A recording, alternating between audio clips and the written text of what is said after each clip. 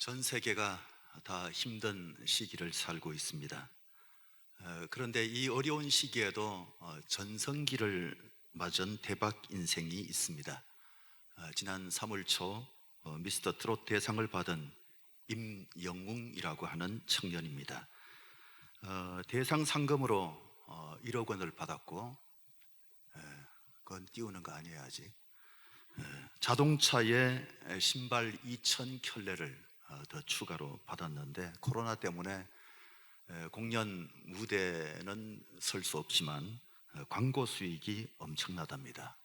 이제 첫 번째 사진부터 좀 보면 사진이 빨리빨리 넘어갑니다.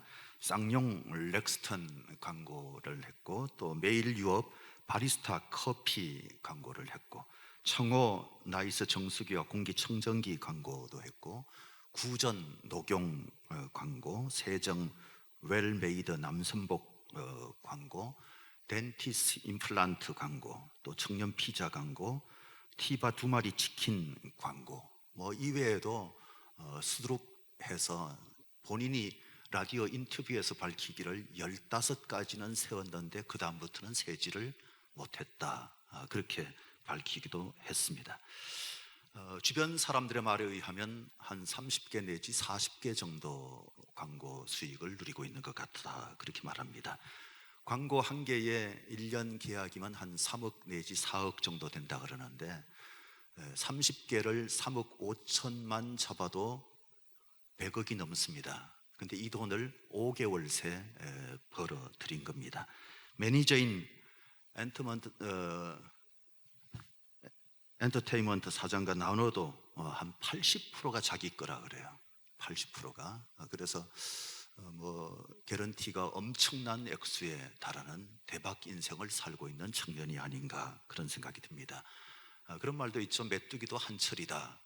그러나 우리나라에서 이 트롯이 계속 인기를 누리는 그런 전통적인 것을 본다면 임영웅 전성시대 아마 쉽게 바뀌지 않을 것 같아 하는 생각이 듭니다. 서민적으로 생겼는데 유튜브 구독자가 83만 명이고, 또 어느 60대 노부부 이야기 그 노래를 불렀던 유튜브는 어제 오후 3시 반에 제가 확인해 보니까 2,722만 번, 조회수가 2,722만 번이더라고요. 그러니까 그야말로 임영웅 전성시대, 그렇게 해도 틀린 말이 아닐 것 같습니다.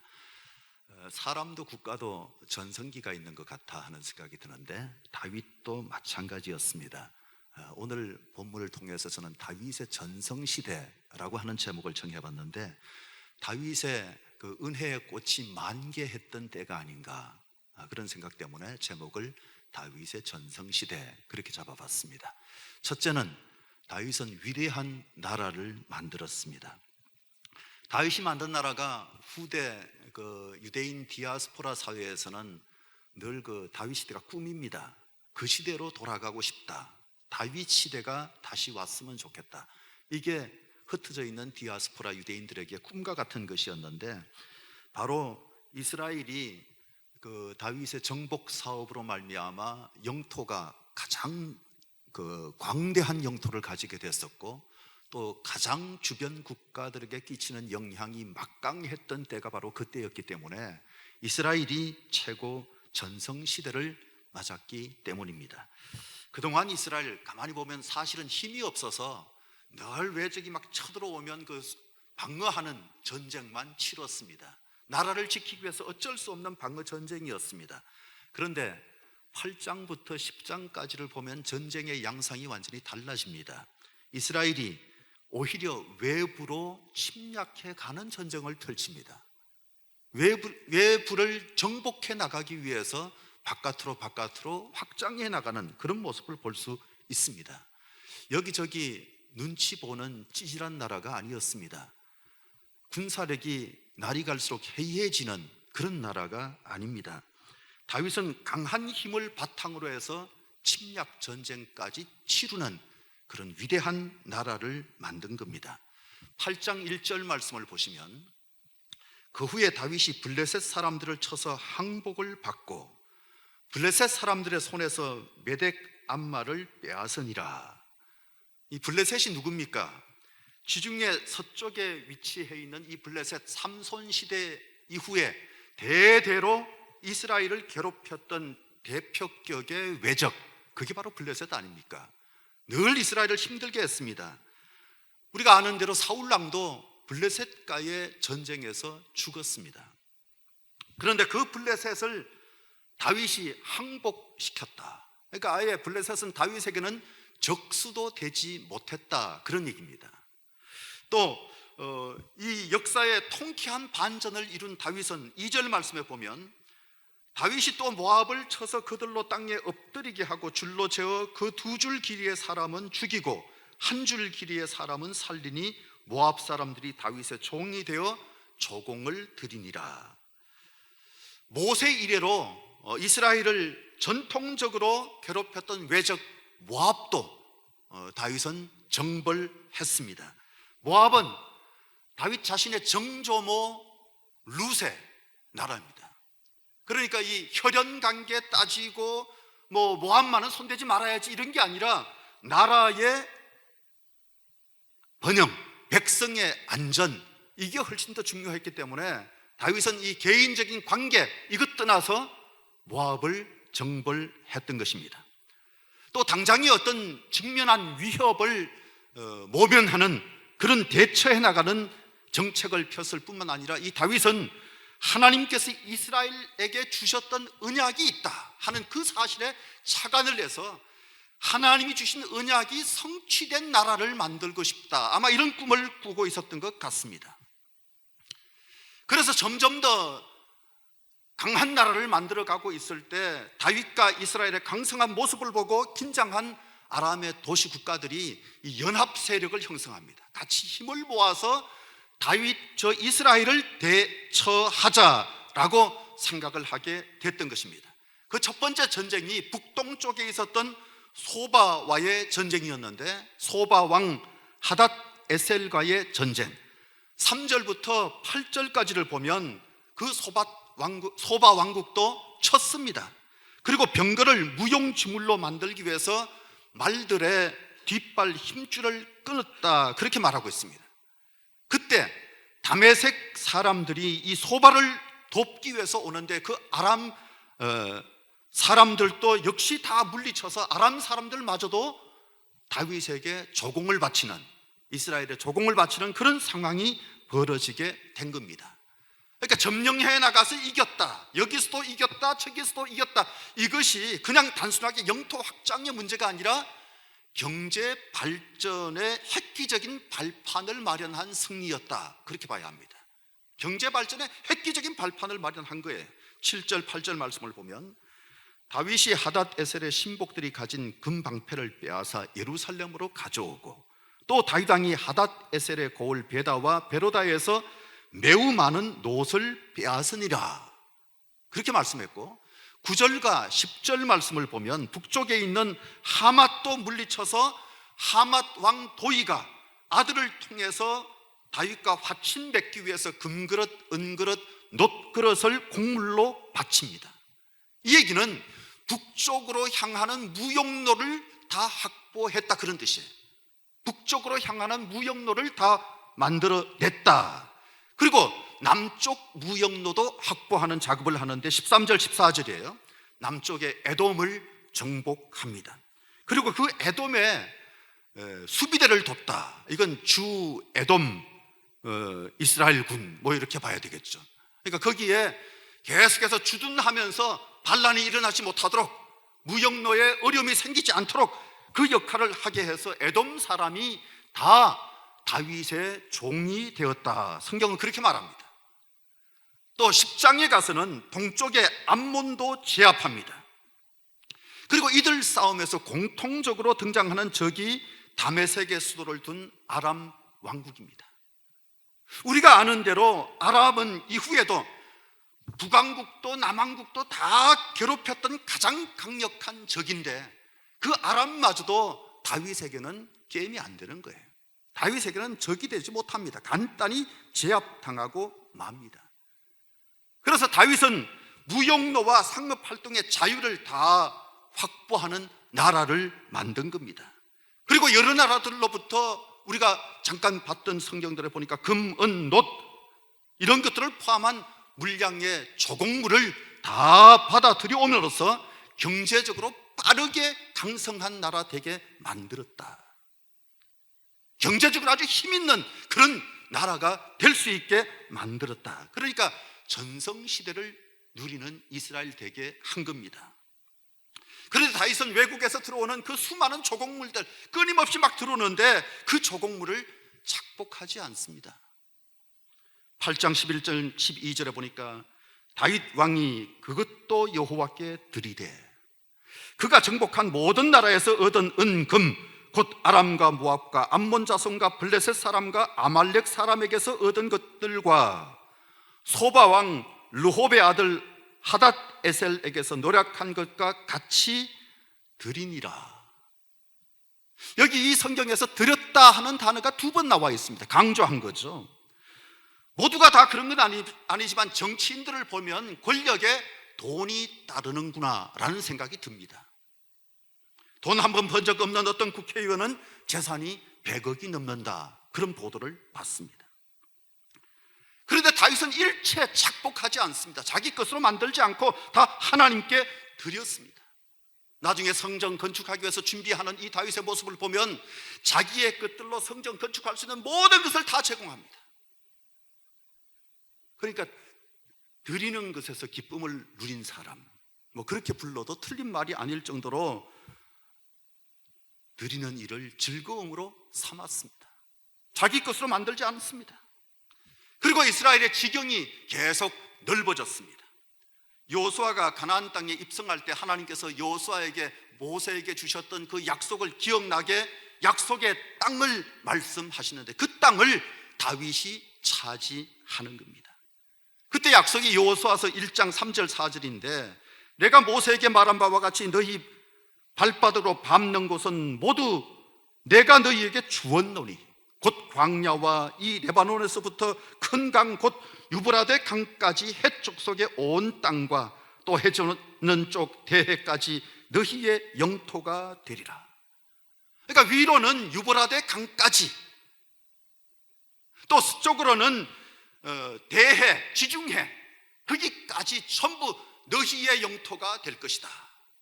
하나님이 그 약속을 주신 건데 블레셋까지 복속시키고 해안가를 장악하고 있던 블레셋까지 다 복속시키고 여호수아가 받았던 그 약속의 땅을 다 차지하는 다윗. 멋있죠? 약속의 땅을 실현한 겁니다. 찾아낸 겁니다. 그래서 이스라엘 지경을 말할 때 단에서 브엘세바까지, 보통 이제 북쪽의 단에서 브엘세바까지 그렇게 표현을 하는데 열왕기상 8장 말씀에 보면 하맛 어기에서 애굽 하수까지라고 하는 표현을 쓰기도 했습니다. 영토를 확장할 때 그렇게 많이 확장한 것이라는 말입니다. 하맛이 바로 유브라데 강 상류 쪽에 위치한 왕국, 그러니까 광대한 나라, 위대한 나라가 된 것입니다. 더 거슬러 올라가면 이 약속은 하나님이 아브라함에게 주셨던 약속입니다. 3가지 약속을 주셨는데 땅과 큰 민족에 대한 약속, 그리고 강성한 나라 되게 하겠다고 하는 것이 하나님의 약속이었습니다. 창세기 15장 18절에 보니까 이 땅을 애굽 강에서부터 그 큰 강 유브라데까지 네 자손에게 주노니, 그 땅을 다 차지하게 됐다, 그런 얘기잖아요. 또 창세기 18장 18절에 아브라함은 강대한 나라가 되고 천하 만민은 그로 말미암아 복을 받게 될 것이 아니냐, 강성한 나라 된 겁니다. 하나님이 아브라함에게 주셨던 약속을 다윗에게 실현되게 만들어 주셨다는 사실, 호렙산에서 모세에게 다시 확인시켜 주셨던 그 약속이 이루어지는 그 모습을 보게 만드신 거예요. 신명기 1장 6절부터 8절에 보니까 우리 하나님 여호와께서 호렙산에서 우리에게 말씀하여 이르시기를 레바논과 큰 강 유바라데까지 가라. 내가 너희 조상 아브라함과 이삭과 야곱에게 맹세하여 그들과 그들의 후손에게 주리라 한 땅을 너희 앞에 있으니 들어가서 그 땅 차지할지니라. 하나님이 다 이루어지게 만들어 주셨다는 사실. 물론 요즘 같으면 국제사회가 난리가 났을 겁니다. 제국을 만들려고 하느냐 그러면서 주변에서 강력한 비난들이 쇄도했을 것입니다. 그러나 그때는 고대사회입니다. 그때는 민족이 영역을 확장하고 영향력을 확대해 나가는 것을 그 민족의 영광으로 생각했고 하나님이 주신 복이라고 생각했습니다. 그리고 다윗이 펼쳐갔던 그 모든 정복 전쟁들 가만히 보면 하나님께서 이기게 하시니라. 성경이 그렇게 말씀하고 6절에 나오죠. 다윗이 어디로 가든지 여호와께서 이기게 하시니라.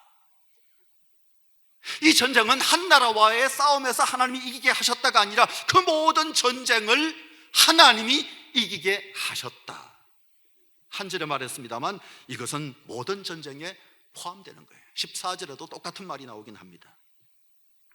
그렇다면 이 다윗의 전성시대는 하나님이 열어주신 겁니다. 하나님이 열어주신 거예요. 두 번째, 왜 이 시대를 다윗의 전성시대라고 말하냐 하면 정의와 공의가 다스렸어요. 정의와 공의가 살아있었어요. 오늘 본문을 읽으며 다윗의 전성시대라고 해도 될까 고민이 많았습니다. 좀 당황스러운 부분들이 있었기 때문입니다. 세속 정치인과 별반 다르지 않지 않나 하는 측면도 있었기 때문에. 지금까지의 다윗하고 좀 달라요. 다윗은 지금까지 이미지가 누구보다도 열정적인 예배자였잖아요. 신실한 예배자였잖아요. 누구보다 성품이 좋은 사람이었잖아요. 그는 하나님을 찬양하는 시들을 쓴 사람이잖아요. 그리고 성군이었잖아요. 그런데 이 본문들을 읽으면서 다윗도 어쩔 수 없는 정치인인가, 그 생각이 좀 들었었어요. 어쩔 수 없는 정치인인가, 너무 침략적이고 너무 잔인하다, 그 생각을 좀 했기 때문입니다. 전성시대가 아니라 다윗의 타락이 여기서부터 시작한 건 아닐까, 그런 생각도 했기 때문에 제목을 이렇게 붙여도 될까 참 고민을 많이 했습니다. 우선 다윗의 정복 전쟁은 어찌 보면 너무 폭력적이었습니다. 상상을 뛰어넘습니다. 2절 말씀을 보시면 모압을 쳐서 그들로 땅에 엎드리게 하고 줄로 저어 그 2줄 길이의 사람은 죽이고 1줄 길이의 사람은 살리니 모압 사람들이 다윗의 종이 되어 조공을 드리니라. 1줄 길이는 살리고 2줄부터는 죽였다. 2줄까지는 죽였다. 이건 모압 군사의 3분의 2를 죽인 거예요. 군사의 3분의 2를 죽였어요. 모압 군사의 3분의 2. 또 5절 말씀에 보면 다윗이 아람 사람 2만 2천 명을 죽이고, 13절을 보시면 다윗이 소금 골짜기에서 에돔 사람 1만 8천 명을 쳐 죽이고, 그리고 10장 18절에 보면 다윗이 아람 병거 700대와 마병 4만 명을 죽이고. 아무리 고대 전쟁이라 해도 너무 많이 죽여요. 너무 많이 죽여요. 코로나로 전 세계에서 죽는 사람이 너무 많으니까 웬만한 숫자의 사람들이 놀래지를 않습니다. 다윗이 죽인 숫자가 너무 많이 죽인 것 아닌가 그런 생각이 들어요. 이것 때문에 다윗이 그토록 소원이던 성전 건축을 하지 못합니다. 하나님이 허락하지 않아요. 역대상 22장 8절에 보니까 여호와의 말씀이 내게 임하여 이르시되 너는 피를 심히 많이 흘렸고 크게 전쟁하였느니라. 네가 내 앞에서 땅에 피를 많이 흘렸은즉 내 이름을 위하여 성전을 건축하지 못하리라. 그런데도 제가 다윗의 전성시대라고 이름을 붙인 것에 힘을 실어주는 성경 기절이 있습니다. 그 기절이 바로 8장 15절입니다. 다윗이 온 이스라엘을 다스려 다윗이 모든 백성에게 정의와 공의를 행할세, 그렇게 말하고 있죠. 정의와 공의로 다스렸다. 정치인이 정의와 공의로 다스리는 게 쉽지 않은 것 같아요. 우리나라 그 정부가 하는 일을 보면 이게 굉장히 힘든 일인가 봐요. 그런데 다윗은 정말 다윗답습니다. 지금까지 그렇게 예배 잘 드렸던 사람, 성품이 좋았던 사람, 말한 것을 철저하게 실천하고 살아왔던 사람답게, 다윗답게 정의로 다스리고 공의로 다스렸다. 그래서 아마 하나님이 다윗을 계속 사랑하셨던 것 같아요. 정의와 공의가 다스리는 나라, 그 정의와 공의가 이스라엘의 기치였습니다. 그래서 이스라엘이 단순한 패권 국가가 아니라 위대한 나라가 될 수 있었던 겁니다. 우리나라도 정의와 공의가 다스리는 나라가 됐으면 참 좋겠는데, 원칙, 신뢰를 중시했던 노무현 정신을 계승한다. 우리 정부 그렇게 말했습니다. 노무현 정부는 상식이 통하는 사회, 반칙과 특권이 없는 세상을 만들겠다, 그렇게 말했었습니다.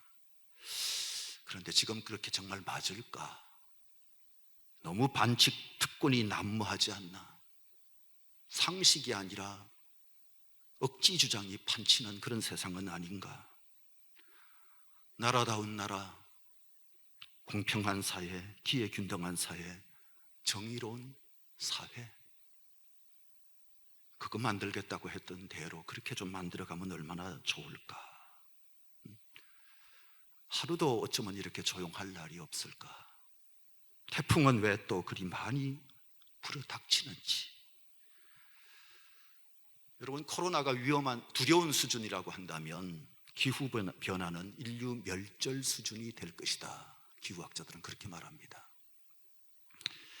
8, 9월에 한국은 물폭탄을 맞았고, 미국은 한여름에 지난주에 폭설이 내리고, 시베리아가 영상 32도까지 올라가는 폭염에 힘들어하는 그런 상황, 역대급 기상이변이 속출하고 있습니다. 이 지구의 심수를 볼 때 기후학자들은 앞으로의 세계는 기후변화로 말미암아 2020년이 그리울 것이다, 그렇게 말합니다. 2020년이 그리울 것이다. 금년이 너무너무 힘든데 이 2020년이 그리울 것이다. 그래서 더 가치관이 좀 건전해졌으면 좋겠다 하는 생각을 갖습니다. 가치관이 건전해졌으면 좋겠다.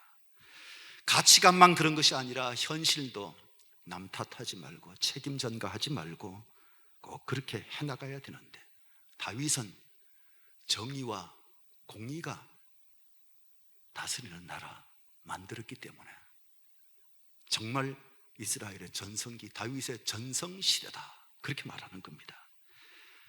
역할 분담도 참 잘했습니다. 16절 17절에 보니까 요압은 군사령관이 되고 여호사밧은 사관이 되고 사독과 아히멜렉은 제사장이 되고 서라야는 서기관이 되고, 그러니까 군사 분야는 요압에게 맡기고 사관, 곧 세금과 군사 동원에 필요한 통제관직은 여호사밧에게 맡기고, 제사장은 아히멜렉과 예루살렘의 신흥 제사장인 사독을 세웁니다.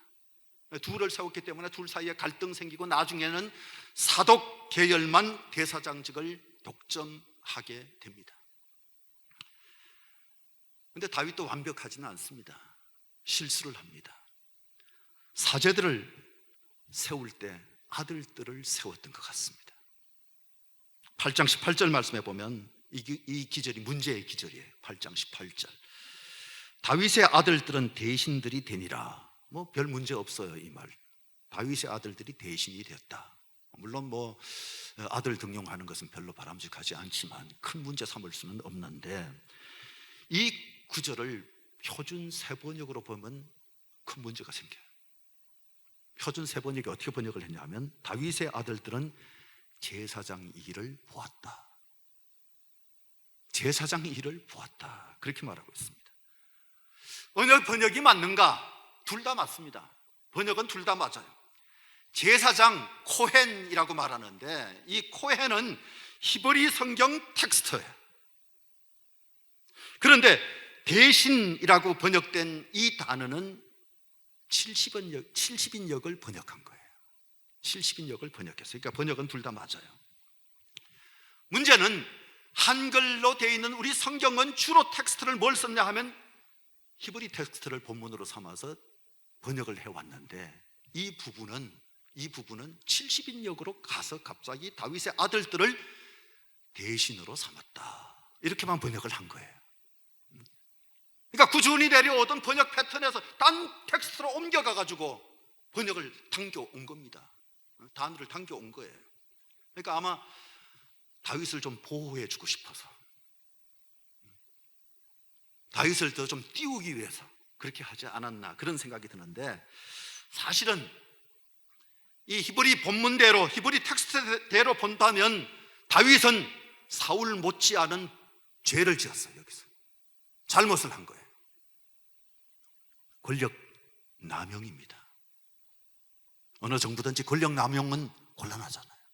권력을 남용한 거예요. 성경은 다윗이라고 해도 미워하지 않습니다. 일부 사람들은 그저 대통령에게 막 미워하고, 대통령의 말이면 다 옳고, 대통령 편이면 옳고, 뭐 이렇게 말하는데, 성경은 다윗마저도 미워하지 않습니다. 잘못된 건 잘못된 것이라고 말해야 하는 것이 옳은 것. 성경을 보면 미워하는커녕 오히려 실수를 얼마나 부각시키고 적나라하게 다 드러내는지 좀 너무하다 싶을 정도로 폭로합니다. 11장의 밧세바 사건을 봐도 그렇잖아요. 덮어주지 않습니다. 제국의 왕 다윗인데도 불구하고 예외가 아니었었습니다. 낱낱이 그 잘못을 온 천하가 다 알게 만드는, 이 성경을 통해서 그것도 다 폭로를 해버립니다. 그러니 다윗의 전성시대는 하나님의 자비고 하나님의 은혜입니다. 그죠? 사울처럼 잘못했는데도 불구하고 하나님의 은혜가 함께 하니까, 실수했음에도 불구하고 하나님의 자비가 함께 하니까 다윗의 전성시대가 온 것이다, 그렇게 봐야 합니다. 그 자비와 은혜가 우리에게 충만하기를 바랍니다. 세 번째는 정말 은혜의 사람답습니다. 은혜의 사람다웠기 때문에 이 전성시대를 맞은 거예요. 이 부분이 가장 아름다운 부분이라고 해도 틀린 말이 아닐 것입니다. 다윗 통치 과정 가운데서 가장 아름다운 부분, 가장 인상적인 부분이에요. 9장 1절, 다윗이 이르되 사울의 집에 아직도 남은 사람이 있느냐, 내가 요나단으로 말미암아 그 사람에게 은총을 베풀리라. 그런데 10장 2절도 좀 주목해 볼 필요가 있는데요, 다윗이 이르되 내가 나하스의 아들 한운에게 은총을 베풀되 그의 아버지가 내게 은총을 베푼 것 같이 하리라. 이 두 구절 모두 키워드는 은총이에요. 은총. 히브리어로 헤세드라고 하는 말인데, 이 말의 뜻은 자비, 인자라고 번역할 수 있는 그런 단어잖아요. 은총은 힘 있는 자가 약한 자에게 베푸는 관대한 태도입니다. 강자가 모든 것을 독식하고 힘의 논리로 지배하면 약자의 고통이 너무 심해집니다. 폭력의 악순환이 반복됩니다. 그래서 힘 있을 때 잘해야 합니다. 강자일 때 잘해야 합니다. 절대 누르기만 하면 안 됩니다. 누르면 언젠가 더 세게 튈 날이 온다는 사실을 알아야 합니다. 하나님은 강자들에게 약자에 대한 헤세드, 이 헤세드를 가지고 살아야 한다, 그거 강조하는 겁니다. 다윗은 하나님의 그 마음을 헤아려서 망가진 가문, 사울 집안에 살아남은 자가 혹시 있느냐, 남은 자에게 자비를 베풀고 싶다, 은총을 베풀고 싶다, 그 마음이잖아요. 사울 집안은 아직 폭망한 집안인데 생존자가 유일하게 한 명 있었습니다. 사울의 손자 요나단의 아들 머비보셋이 유일합니다. 다윗은 그 머비보셋을 데려오라 그리고 사울이 가졌던 땅, 머비보셋 입장에서는 조상이 가지고 있던 그 땅을 다윗이 다 돌려줘요. 재산을 회복시켜 준 거예요. 이건 재산만 회복시켜 주는 게 아니라 또 신분을 회복시켜 줍니다. 머비보셋은 죽어 마땅한 사람인데 그에게 재산을 주고 당당하게 살도록 만들어주는 파격적인 은혜. 다윗이 그 은혜를 베풀어요. 잘 보세요. 먼저 찾아와서 용서해달라고 빌었나요? 아니잖아요. 다윗에게 충성을 다하겠다고 찾아와서 그렇게 자기의 태도를 밝힌 적이 있습니까? 없어요. 그런데 은혜를 베풀 때 심지어 날마다 자기하고 같은 상에서 밥 먹자고, 날마다 자기 상에서 밥 먹자고 그렇게 말합니다. 9장 13절. 머비보셋이 항상 왕의 상에서 먹음으로 예루살렘의 산이라. 그는 두 발을 다 절었더라. 무슨 비상한 재주가 좀 있어서 또는 이용할 만한 가치가 좀 있어서 살려두고 대접해 주는 게 아니라는 얘기입니다. 뭔가 좀 쓸래야 쓸 수 없는 그런 상황 속에 있는 사람입니다. 양발을 다 못 써요. 양발을 다 못 써요. 그 불합리한 특혜 아닙니까? 뭐 이렇게 말할 수 있을지 몰라도 이런 건 특혜가 아니라 은혜입니다. 표현을 잘 써야 되죠.